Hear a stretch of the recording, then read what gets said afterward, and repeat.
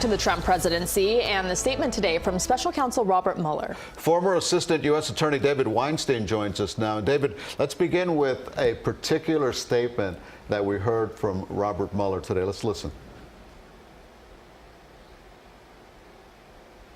The Special Counsel's office is part of the Department of Justice, and by regulation, it was bound by that department policy. Charging the president with a crime was therefore not an option we could consider. All right, you work for the Department of Justice. A lot of people say, well, this is just a policy. How important is that policy to Robert Mueller's findings? It's very important to his findings and how he went about this. The policy is a sound policy. We don't want a person who's sitting as the president of the free world to be subjected to criminal proceedings because you're presumed innocent. This isn't something that would go away, and that person has to continue to operate. And it's not just an ordinary everyday job that they're operating in. Every defendant who's charged has to go through that, but the president is something of a different animal for that. So the policy has an important rationale and reason for it being in place. It didn't affect his investigation, and he said that as well.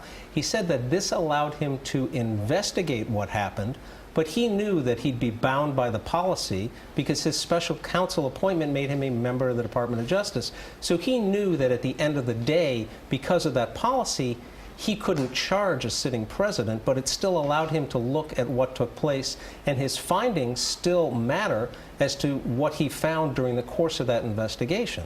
So many people have been waiting for years to hear him speak publicly. What else stood out to you today?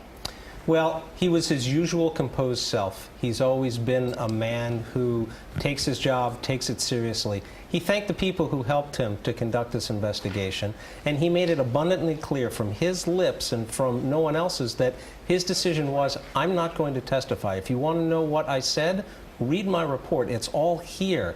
And he gave some guidance to Congress.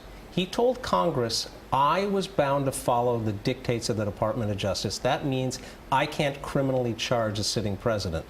But there are other ways for the Constitution to provide for you to take that under your own advisement. So he sent another message, the same one that was in the report, to Congress that says, if you want to do something about this, you need to start impeachment proceedings. And last but not least, he reiterated his finding that there wasn't enough in there to absolve the president of any misconduct.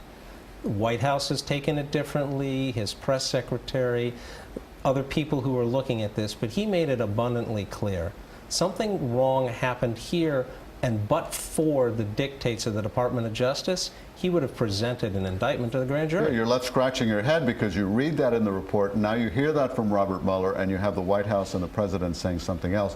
What about the possibility that the president could face problems after he leaves office?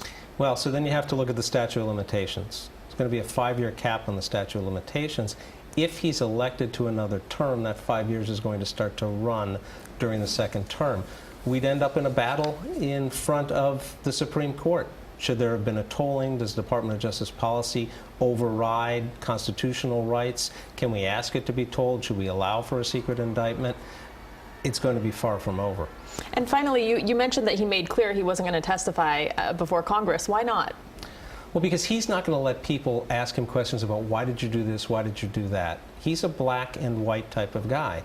His rationale and his decision is contained in that report. If you want to know what it was he decided, read the report. That's what he's telling them. If you're going to ask me, why did you decide to do this? Why did you decide to do that? He wasn't going to answer those questions. He wasn't going to tell them what happened in the room when he interviewed a witness. He wasn't going to tell them why he decided to issue this particular subpoena or that particular subpoena. He's not going to interpret his own words for them. He gave them a very detailed report, and there's enough information in there that if Congress wants to engage in impeachment proceedings, they've got a roadmap and they've got the facts that can guide them through that process. We've got the two sides reading the same report and coming with different conclusions depending on which side of the political aisle you're on. But that's what politicians do, and that's what lawyers do. We interpret the words that are written on the page.